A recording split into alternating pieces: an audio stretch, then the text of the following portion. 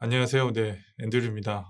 이번 세션에서는 카카오가 그동안 진행했던 클라우드 네이티브 전환에 대한 이야기들, 그리고 이제 클라우드 네이티브 전환들이 어느 정도 완료되었을 때 필요한 것들 또는 일어나는 것들에 대한 부분들을 간략하게 이야기 드리도록 하겠습니다. 네, 먼저 클라우드 네이티브의 종말 또는 끝이란 단어가 그렇게 와닿진 않으실 거예요. 왜냐하면 카카오가 아닌 회사들에서는 이제 막 뭐 예를 들면 컨테이너를 도입을 한다든지 아니면 퍼블릭 클라우드를 이제 막 올라가서 이제 뭔가들을 막 해보고 있는데 무슨 벌써 엔드를 얘기하느냐 이런 이야기들을 하실 겁니다. 그런데 이제 어, 그 클라우드 네이티브 전환들이 시작된 게 제 기억이 맞다면 한 3-4년 정도 된 것 같은데요. 이미 많은 회사들은 클라우드를 전환해서 또는 클라우드 네이티브를 전환해서 굉장히 많은 이득들을 보고 있기도 하고 또는 뭐 문제점이 생기도 하고 해서 이런 이야기들 자체가 완벽하게 좀 늦은 또는 너무 이른 상태는 아닌 것 같습니다. 그래서 현재 카카오에서 일어나고 있는 일들에 대해서 조금 설명을 드리면서 전체적으로 어 과연 클라우드 네이티브 엔드는 어떤 걸 의미하는 것이고 그다음에 어떤 것들이 필요한 것인지에 대해서 이야기를 드리도록 할게요. 그러면 이제 이게 우리가 어느 단계인지, 그래서 이게 어디가 시작이고 어디가 끝인지 이제 이런 부분들을 파악하기가 실제 일을 하면서는 굉장히 어려울 수 있습니다. 그래서 저희도 좀 고민을 좀 하다가 어떻게 하면 이런 것들이 어떤 스테이지인지 알 수 있지? 이런 고민을 좀 했었는데 이제 그런 것들을 이제 표현하기 위해서 CMMI라는 기법이 있습니다. 그래서 그거에 맞춰서 저희가 어느 단계인지 또는 우리가 어느 단계인지 확인해 보면 좀 좋을 것 같습니다. 그래서 CMMI 1단계는 저희가 일반적으로 알고 있는 단계, 뭔가 이렇게 불확실하니까 한번 그냥 저희가 이제 뭐 프루브 오브 컨셉 또는 POC라는 말을 많이 쓰지만 이렇게 한번 해보자. 그게 이제 1단계고요. 그렇게 이제 몇 번 해보고 난 다음에 이제 2단계에서는 이게 약간 필요한 것 같기도 하고, 그 다음에 이게 좀 좋은 것 같다. 그러면 이제 몇 개 조금 더 적용을 해보자라는 단계들이 있을 겁니다. 이제 그런 것들을 CMMI 레벨 2단계. 그 다음에 이제 3단계에서는 기존에 이제 그런 케이스들을 잘 학습을 했으니까 이제는 이걸 표준으로 만들자라고 하는 이제 순간들이 오게 됩니다. 그러면 이제 예를 들면 이제 프로그램 개발자나 이런 분들이 뭔가를 선택할 때 이제 더 이상 고민 같은 것들을 안 해도 되는 거죠. 예를 들면 내가 어떤 개발 플랫폼을 얘기를 할 건지, 내가 어떤 개발 랭귀지 같은 걸 쓸 건지에 대해서 이제는 고민을 하지 않아도 되는 그런 단계들이 올 겁니다. 그걸 이제 3단계라고 하고요. 이제 표준화가 되면서부터 이제 생기는 이제 단점이라고 해야 될까요? 이제 이런 부분들은 뭐냐면 뭔가 굉장히 많이 쓰게 됩니다. 그래서 아주 양적으로 많이 쓰기 때문에 어떤 것들이 딱 표준이 되고 나면 이제 그다음부터 해야 되는 일들은 이게 어느 정도 많이 쓰고 있는지에 대한 그 측정을 계속 해야 됩니다. 그래서 어느 정도 쓰고 있다. 왜냐하면 이제 계속 쓰게 될 테니까요. 그래서 5단계에 가면은 우리가 3단계에서 표준을 정의하긴 했지만 그러면 지금 요걸 조금 더 프로세스 자체를 좀 개선해 보자. 예를 들면 뭐 너무 많이 쓰고 있으니까 좀 줄여본다든지 아니면 뭐 너무 효율적으로 안 쓰고 있는 것 같다. 이런 얘기들을 이제 막 나오게 되는데 그게 이제 레벨 5단계라고 생각하시면 될 것입니다. 그러면 이제 클라우드 네이티브 관점에서 우리가 어느 단계에 있는지 알 수 있는 이런 얘기들 좀 해드리겠습니다. 먼저 아까 제가 레벨 3에서는 어떤 것들이 이제 표준화돼서 더 이상 이제 고민 없이 막 선택할 수 있다라고 했잖아요. 예, 카카오 같은 경우에는 어 2000년도 말 2020년도 말 정도부터 클라우드 네이티브로 전환된 서비스 비율이 이제 51%가 되기 시작했습니다. 그래서 여러분들도 어떤 것들이 51%가 넘기 시작하는 것 같다라고 이제 느끼실 경우에 이제 그때부터 이게 레벨 3단계구나라고 이제 생각하시면 될 것 같습니다. 이제 그렇다면 이제 레벨 4단계는 이제 어느 단계냐면 제가 아까 잠깐 이야기 드렸죠. 레벨 3단계에서는 이제 팍 쓰는 양들이 굉장히 높아지기 때문에 레벨 4단계에서는 이제 막 측정을 해야 됩니다. 그리고 이제 모든 분야에서 그다음에 모든 프로세스에서 아주 많은 것들이 이제 막 올라오는 단계입니다. 여기도 많고 저기도 많고 저기도 너무 많이 쓰이고 이제 이렇게 되겠습니다. 어 그래서 카카오는 이제 현재 어느 정도 상태이냐면 예를 들면 컴퓨팅 리소스 같은 경우에는 약 한 10만 개 이상 정도 사용이 되고 있고요. 그다음에 컨테이너는 이제 거기에 곱하기 한 5 정도 하게 되면 이제 비슷한 숫자가 되는 것 같습니다.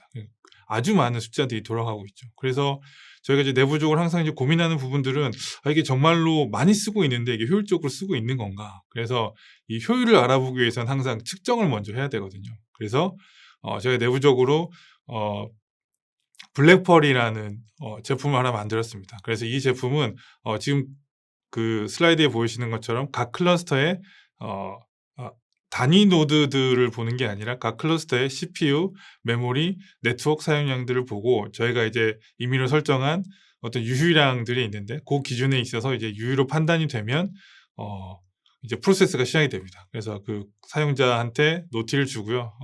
이 유유 리소스니까 뭐 배포를 빨리 하세요. 아니면 빨리 쓰세요라는 얘기를 하기도 하고 그게 아닌 경우에 이제 특정 시간이 지나고 나면 어 이제 서스펜드를 시키고요. 그다음에 또 알려주기도 합니다. 그다음에 이제 그 시간이 지나고 나면 아예 삭제를 하는 이런 것들을 만들었습니다. 그래서 자동으로 어 쿠버네티스 클러스터를 정리해 주는 요런 프로세스를 이제 만들었습니다.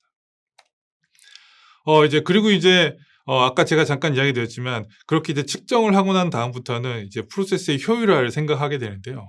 이제 그때부터는 이것들이 정말 잘 쓰이고 있나 또는 개선할 여지가 정말 없는 건가라는 부분들을 굉장히 고민을 많이 하게 됩니다. 그래서 카카오는 이때 어떤 것들을 만들기 시작했냐면 기존에 이제 저희가 쓰고 있던 그리고 이제 제가 만든 거긴 하지만 제가 만들었던 네트워크 모델에 대해서 다시 한번 고민을 하게 됐고요. 그리고 그걸 이루는 디바이스들 그리고 전체적인 네트워크 시스템 아키텍처를 다시 고민하게 됐습니다. 그리고 역시 이제 네트워크뿐만 아니라 컴퓨팅 시스템 아키텍처에서도 이게 현재 쓰고 있는 부분들이 굉장히 좀 효율적인가를 고민한 끝에 이제 새로운 것들을 지금 만들어서 적용해 볼 예정이고요.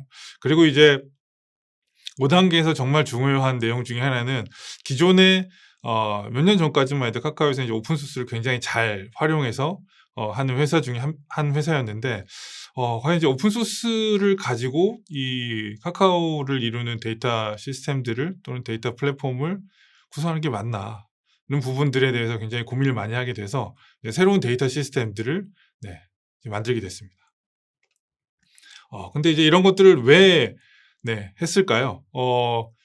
뭐 아까 제가 이전에 잠깐 이야기 드렸지만 너무 많은 것들이 너무 많습니다. 예를 들면 리소스 사용량도 굉장히 많고요. 제가 아까 잠깐 이야기 드렸죠. 컨테이너 숫자만 해도 이미 거의 뭐 100만 개를 향해서 가고 있는 상태인 거고요. 그리고 클라우드 네이티브로 전환하면서부터의 어떤 트렌드라고 할까요? 이런 부분들은 기존에는 만약에 어떤 상황이 생기거나 어떤 문제점을 알아보기 위해서 리소스에 직접 로그인을 해서 그쪽 로그 데이터죠. 로그 데이터를 보거나 실제적으로 점검하는 이런 일들이 많이 벌어졌는데 클라우드 네이티브 전환하면서부터는 그 로그인을 해야 되는 상황들을 최대한 피하려고 하는 경향들이 생겼습니다. 그래서 최대한 로그 메시지들을 잘 뽑아내서 보는 경향들이 생겼는데요. 그리고 클라우드 네이티브가 되면서부터는 또 하나의 특징 중에 하나는 마이크로 서비스죠. 그래서 이전에는 하나의 서비스에서 돌던 게 최소한 3개 또는 뭐 수십 개의 서비스로 이루어져 있습니다. 그래서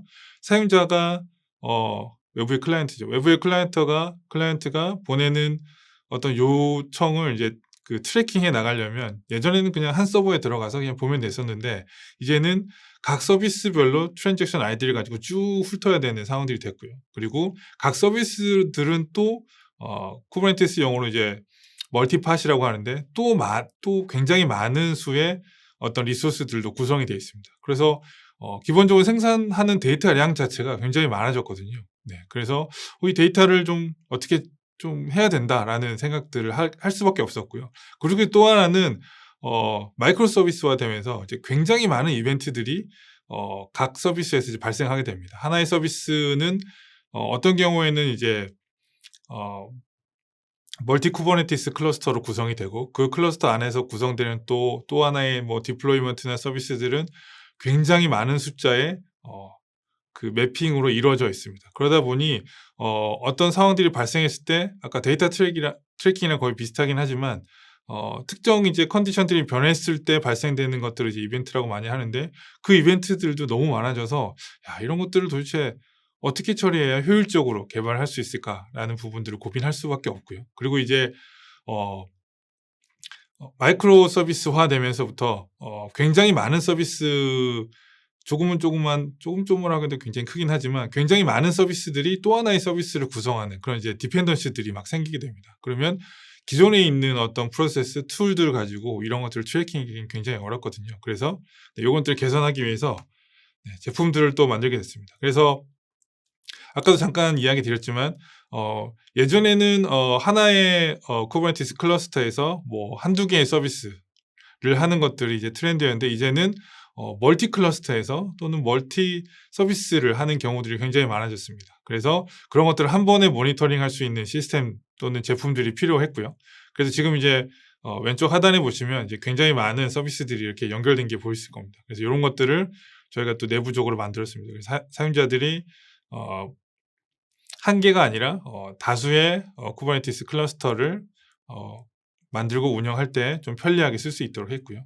그리고 이 그림에서 또 역시 보시듯이 그 각 서비스의 상태들이 지금은 약간 푸른빛으로 잘 연결돼 있죠. 그래서 저런 경우는 저희가 만들어 놓은 어떤 스레시홀드 안에서 잘 연결이 돼 있을 경우에는 저렇게 색깔이 저렇게 파란색으로 보이고요. 만약에 이제 끊어지거나 어떤 이벤트가 생기면 저 색깔이 변하게 됩니다. 그래서 이 서비스들이 모여 있는 것들을 잘 볼 수 있는 이제 사스를 저희가 또 만들어 놨고요.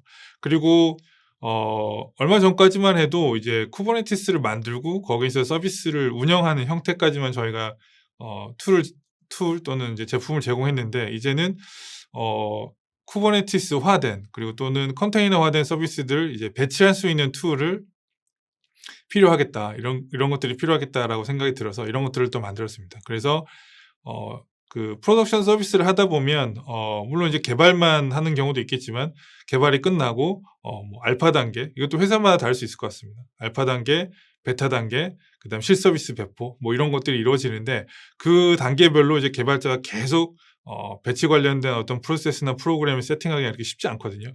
그래서 저희가 이런 것들을 할 수 있는 제품을 만들어서 현재 사스로 제공하고 있습니다. 그래서 그것도 이제 중간 그 화면을 보시면 이 여러 개의 클러스터에 여러 개의 서비스가 배포된, 정상적으로 배포했을 때 저렇게 나오고요. 그리고 모니터링 부분들, 그다음에 현재 상태 부분들을 정확하게 볼 수 있는 제품들을 제공하고 있습니다. 그리고 이제 또 중요하게 봐야 될 게 이제 데이터 시스템인데요. 아까도 제가 잠깐 이야기 드렸지만 굉장히 많은 데이터가 나오기 시작해서 이런 것들 처리하는 부분들을 이제 사스로 제공하는 것들이 굉장히 필요합니다. 그래서 데이터 애저 서비스라는 얘기를 한다던가, 또는 뭐 클라우드에서 뭐 데이터를 관리하겠다라고 했을 때 가장 먼저 떠오르는 서비스는 이제 RDB 애저 서비스죠. 뭐 회사의 뭐 그 어떤 제품들, 뭐 RDS 뭐 이런 것들이 있긴 한데, 그 RDB를 애저 서비스로 제공하는 것들은 어떻게 보면 가장 이게 어떤 단어 표현인지 잘 모르겠지만 가장 기본적인 상태인 것 같습니다. 그래서 RDB를 사용자가 직접 만들어서 쓸 수 있게 해주는 것들은 반드시 있어야 되는 것 중에 하나고요.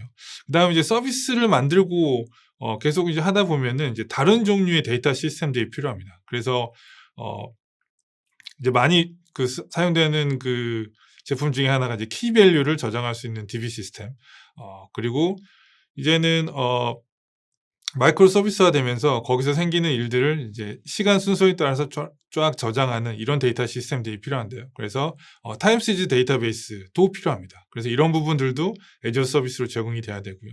그리고 로그량에 있어서 가장 많이 차지하는 부분들이 이 로그 스트림이거든요. 각 서비스에서 쏟아내는 이 스트림들을 잘 모아서 쿼리를 해준다든지, 아니면 필요한 경우에 스레시홀드, 뭐 예를 들면 이벤트가 너무 많으면 뭐 1초에 10개 이상의 에러가 생겼다, 그랬을 경우에 뭐 스레시홀드가 넘었으니 알려주는 이런 시스템들이 꼭 필요한데요. 이제 그런 것들을 로그 스트림 DB라고 합니다. 그런 것들이 애저 서비스로 필요합니다. 그래서 저희는 제가 여러 군데 다니면서 이야기를 좀 드리기도 했었지만 그 중에 하나 이제 타임 시리즈 DB를 하나 만들었고요. 그래서 그런 것들을 지금 왼쪽에 보시는 한 화면처럼 사용자가 서비스 이름을 등록하고 그 공간을 등록해 놓고요. 그리고 모니터링에서 가장 유명한 또 제품 중에 하나인 그라파나랑 연결을 저렇게 할 수 있습니다. 그래서 데이터 소스를 저희가 만든 TS코크라는 걸로 이렇게 연결하면 아주 긴 시간에 데이터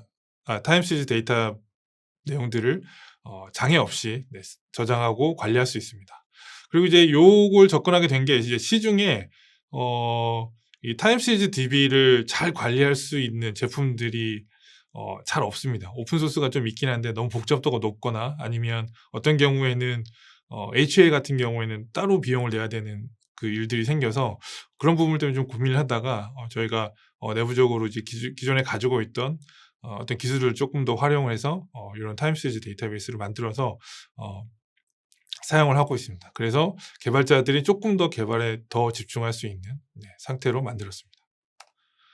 그리고 이제 또 하나가 이벤트가 굉장히 많아진다고 이야기 드렸었죠. 그래서 한 서비스에서 이루어져야 되는 어떤 그 이벤트 양들도 굉장히 많지만 이제는 개발이라는 부분들은 from the scratch라고 해서 내가 모든 것들을 개발한다라기보다는 기존에 있던 서비스를 최대한 활용을 해서 그 어떤 기본적인 것들을 구성을 하게 되고 거기서 이제 필요한 부분들을 조금 더 개선하거나 물론 조금이라는 부분들이 정말 작다는 얘기가 아니라 그 다음 아이디어들을 이제 개선시키는 거라고 생각하시면 되는데 그런 거에 있어서 이미 약간 믹스 앤 매치 형태로 일부분은 구성을 하는 형태들이 개발 패턴으로 많이 자리 잡고 있습니다. 그렇게 되면 지금 이제 그림에서 보시는 것처럼 기본적으로 이제 오브젝트 스토리지 써야 될 거고요. 그 다음에 DKOS라고 저희가 이제 쿠버네티스 서비스인데 그런 거 써야 될 거고 그걸 구성하는 ES인 크레인이라는 제품들을 써야 되고요. 그다음에 배포하려면 그리고 컨테이너를 저장하려면 디투어브라는 컨테이너 레지스트리를 써야 되고요. 그 다음에 저희가 이제 API 게이트웨이들 같은 것들도 만들고 있는데 그런 부분들을 통해서 또 하나의 서비스가 이루어지게 됩니다. 그래서 거기서 생기는 모든 이벤트들을 다 각각의 개발자가 다 관리하고 그 다음에 뭔가 액션들을 만들기가 굉장히 어려워서 저희가 이 이벤트를 중앙에 두고 거기서 필요한 이벤트에 대해서는 개발자가 subscribe하고 또는 publish하고 할 수 있는 그런 서비스를 만들었습니다. 그래서 이름은 카카오 이벤트 에어포트의 줄임말인 킵이라는 걸로 이제 만들었고요. 그래서 저희가 내부에 가지고 있는 이제 이벤트가 발생을 하면 내부에 가지고 있는 이제 킴스라는 메시지 시스템이 있는데 그쪽으로 보내거나 프리스비라는 펑션 매니저 서비스로 보내거나 아니면 뭐 카카오톡 메시지로 보내거나 아니면 이제 완전히 그런 게 없을 경우 이제 웹훅으로 만들 수 있는 이런 방법들을 제공하면서 조금 더 편하게 그 이벤트들에 대해서 액티브하게 반응할 수 있는 그런 시스템을 또 만들었습니다. 네, 이제 그래서 이런 것들을 좀 하다 보니까 이렇게 뭔가 애저 서비스로 만들어진 것들로 또 뭔가 서비스를 만드는 이런 것들이 어느 패턴처럼 이제 자리를 잡게 됐고요. 이제 그러다 보니 이제 기본적으로 우리가 또는 개발자들이 생각하는 어떤 형태로 그 프로덕트의 기본들을 만들어낼 것인가 그리고 그렇게 해서 자기들이 저희도 마찬가지죠. 어떤 기능을 넣었을 때 이런 것들을 어떻게 계속 관리할 것인가 그리고 그런 것들을 통틀어서 이제 개발이라는 거가 과연 어떤 식으로 좀 바뀌지 않았나라는 생각을 하고 있습니다. 그래서 지금 이제 그림에서 보시는 것처럼 기본적인 부분들은 어떤 애저 서비스들로 된 또는 SaaS로 된 것들로 가지고 와서 구성을 하고 좀 더 인덱스하고 좀 더 컴플리케이트된 로직들은 실제 개발을 하고요. 그리고 그런 것들을 이제 배치하고 매니징 할 때는 또 이제 그런 서비스들을 쓰는 형태가 이미 어느새 자리를 잡은 것 같습니다. 그래서 그럼 이제 앞으로 이제 개발이라는 것들은 과연 어떤 형태로 발전을 해야 되나 이런 것들을 또 이제 고민을 할 수밖에 없었는데 근데 이런 시대가 오게 된 게 또는 이런 시점이 오게 된 게 기본적으로는 컨테이너 또는 이제 클라우드 네이티브가 가지고 있었던 어떤 문제들을 해결하려고 어떤 제품들을 쭉 만들다 보니 여기까지 오게 된 것 같습니다. 네, 그래서 이제 그런 것들을 제가 이제 믹스처 오브 애저 서비스 또는 믹스처 오브 SaaS들이 이 클라우드 네이티브에는 어느 정도 클라우드 네이티브라고 불리는 어떤 그 컴퓨팅 패턴 뭐 이런 거에서는 약간 끝나게 만든 게 아닌가라는 이제 생각을 하게 됐고요. 그렇다고 이제 사실 IT가 끝나거나 뭐 클라우드 전체가 끝나다라고 생각하지는 않습니다. 근데 이런 부분들이 이제 새로운 또 시대 또는 이제 새로운 패턴들을 만든다라고 생각을 하고 있는데요. 그래서 그 뭔가 SaaS로 믹스처된 어떤 그 컴퓨팅들이 이제 새로 시작되는 그런 것들이 이제 시작된다고 생각하고 있습니다. 그게 또 이제 CMO의 레벨로 보면 이제 1단계인 거죠. 그래서 지금은 이제 시작인데 이걸 어떻게 해야 되지? 이제 뭐 쪼끔 더 가다 보면 한때는 이제 하이브리드라고 해서 온프렘에 있는 클라우드하고 이제 퍼블릭에 있는 클라우드를 뭐 어떻게 섞을 것인가 이런 것들을 고민했는데 아까 이제 애저 서비스로 구성된 것들로 계속 이제 개발을 하다 보면 예를 들면 애저 서비스가 이미 뭐 저희가 가지고 있는 뭐 온프렘 클라우드인 뭐 그룹이나 이런 데서 개발하다가 뭐 마이그레이션이 굉장히 편하게 될 수 있는 툴로 바뀌어져 있다면 이미 애저 서비스를 개발하고 있던 그 건너편에 있던 개발자들은 사실 이제 구분을 할 필요가 없는 거죠. 내가 뭐 퍼블릭 클라우드를 쓰겠다라고 하면. 네, 그런 부분들이 이제 어떤 형태로 또 우리 개발자들의 삶을 또 바꿀지, 그리고 이제 어떤 형태로 프로세스화 될지 이런 부분들이 이제 또 고민이 되는 네, 시점이 온 것 같습니다. 네, 그래서 요 이야기를 드리려고 네, 이번 세션을 마련했습니다. 감사합니다.